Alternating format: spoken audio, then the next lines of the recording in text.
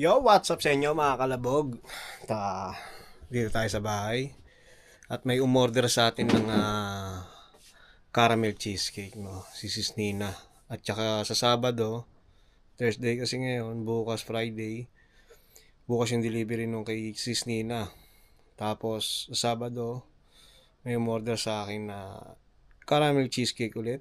At yung amo dun sa Betty Barkley. Kagabi gumawa na tayo ng salted caramel. So, ngayon gagawin na lang natin ngayon yung cheesecake. Bumili na rin tayo kanina ng paglalagyan ng cheesecake cake. At ngayon gawin na natin habang hindi busy sa kusina. Cream cheese tayong gagamitin. Siyempre dalawa yan.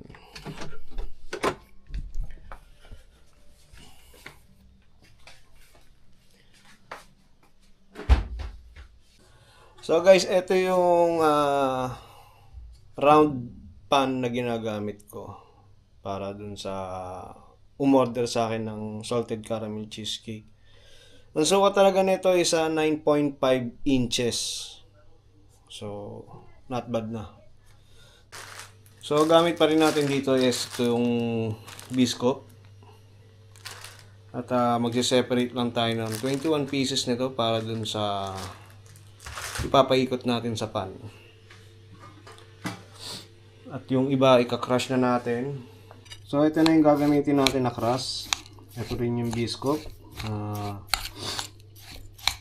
Dinurog lang natin, no, gamit ang food processor. Tapos ito na yung paglalagyan. Dito na natin ididiretso.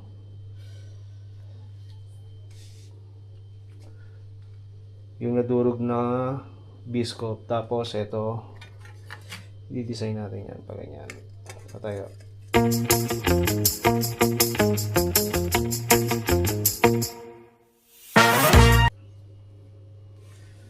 So ito, tapos na natin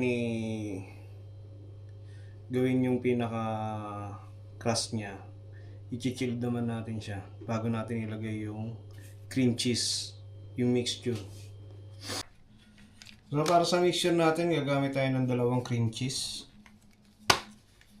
Gagamit din tayo ng vanilla essence, powdered sugar, at saka gelatin para mag-stable. At syempre yung all-purpose cream. Nga pala, gamit ko rito yung cream cheese, yung na room temp.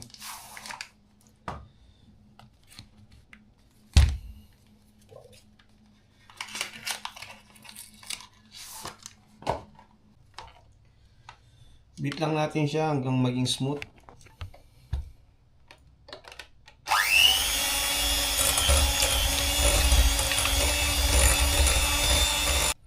So okay na to. Lagyan na natin ng 1 teaspoon ng vanilla essence at saka powdered sugar.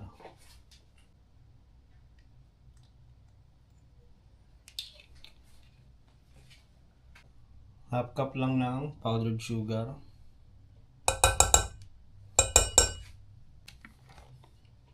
Mix na ulit natin.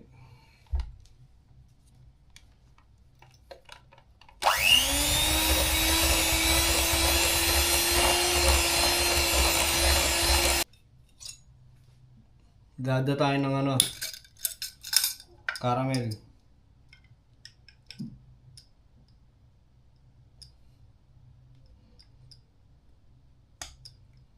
Salted caramel. 2 kutsara lang.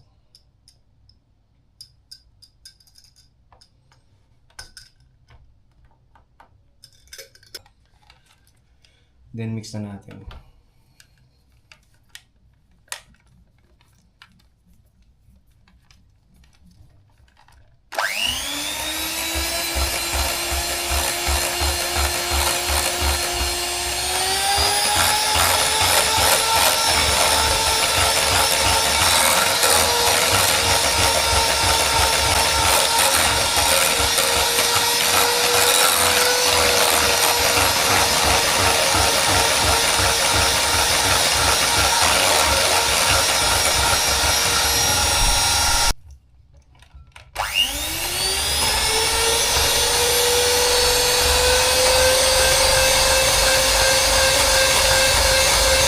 So kanina nag-add tayo ng 500 1 cup ng heavy cream. Ngayon naman mag-add tayo ng all-purpose cream.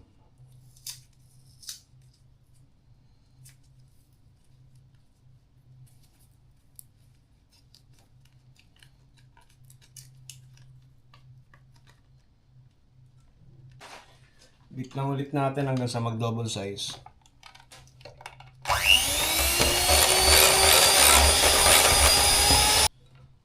So ito na yung cream natin. I-mix na natin siya rito. So hindi ko na na-video, nalagyan ko pa ito ng gelatin. Hindi ko na na-video. Pagsamahin na natin. So ito na yung mixture ng cheesecake natin. Lagyan na natin dito.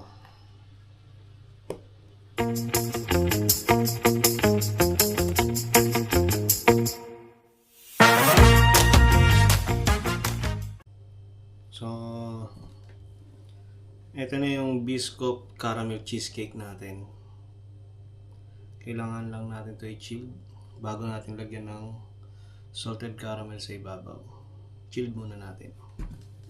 I-chill muna natin. Nilagyan natin ng foil para hindi madumihan.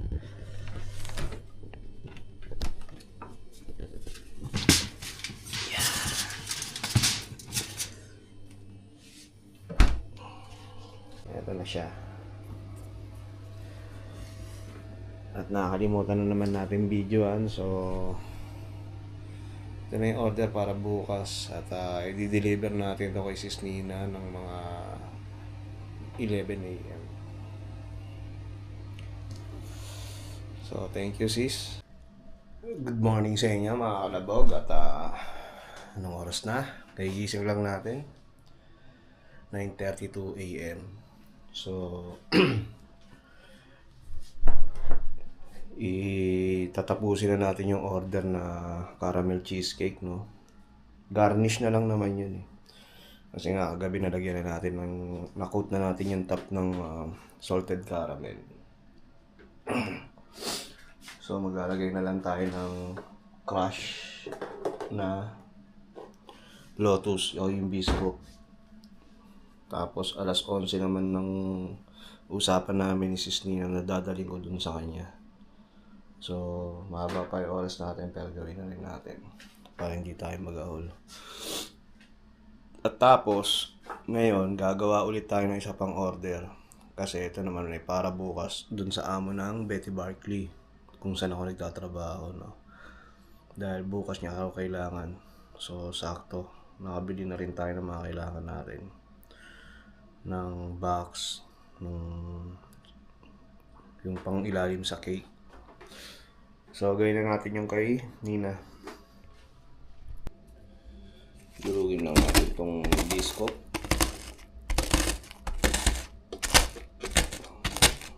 So ito na yung Biscoff salted caramel cheesecake na nagawa natin. Lalagay na natin siya sa box.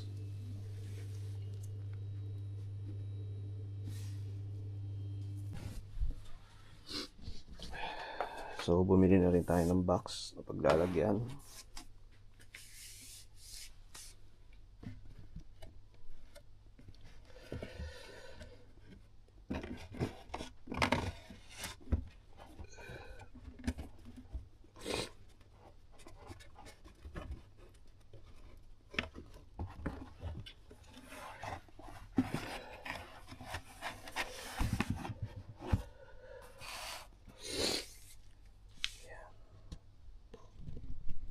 So magdi-deliver na tayo ng cake, no? Malapit na tayo dito kay Sis Nina.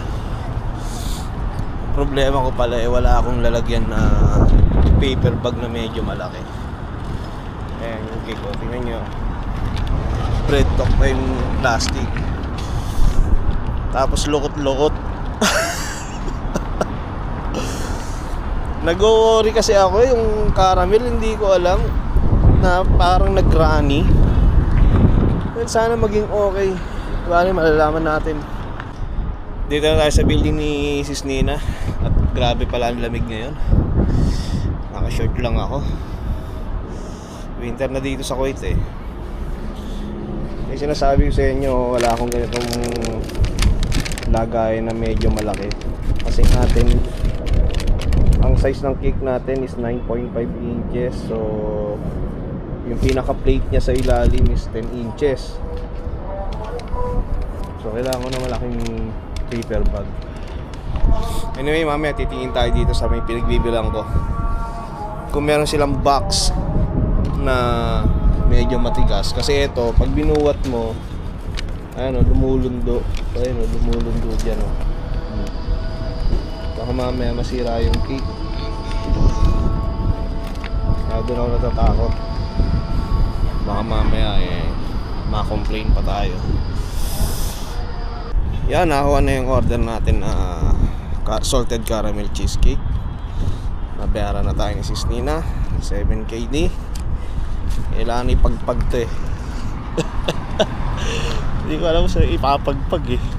So nandito tayo sa kung saan ako bumibili ng mga pang plate sa cake, pang ilalim at saka yung ito binili natin dito kay ate. Paper bag para sa lagayan ng cake. 1 KD 10 piraso. So ito na yung panibagong order dun sa trabaho ko. Tapos na rin natin siyang lagyan ng decoration.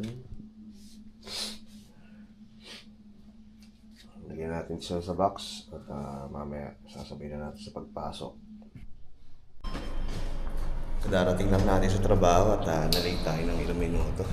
14 minutes dahil naiwan ko pa kasi yung pitaha ko.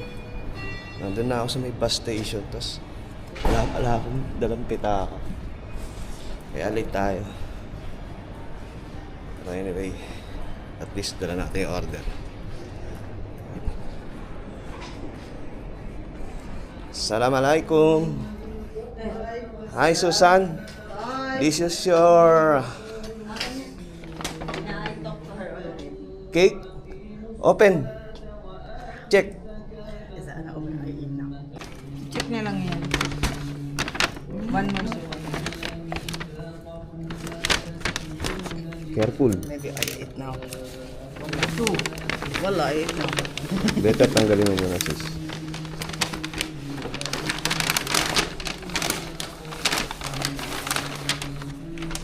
Too much tape, Jay, ah. Too much thickness because I need to security of the Oh, wow. Mashallah. Thank you, Jay. You're welcome. Ayan. Inshallah you like it, huh? I can. Inshallah. Susan. I try. Thank you, Jay. Welcome. But this one it has a caramel on top. The one that you try is a biscuit. But I like it's caramel. but same little bit. I like caramel. Okay. Thank you. Jay. Yan na, deliver na natin. Ha? Hindi pa rin. What is that? So, natuwa naman yung amo dun sa Betty Bartley. At ha? Window? Okay. Dagiga. So, nagustuhan niya at gusto niya nang kainin.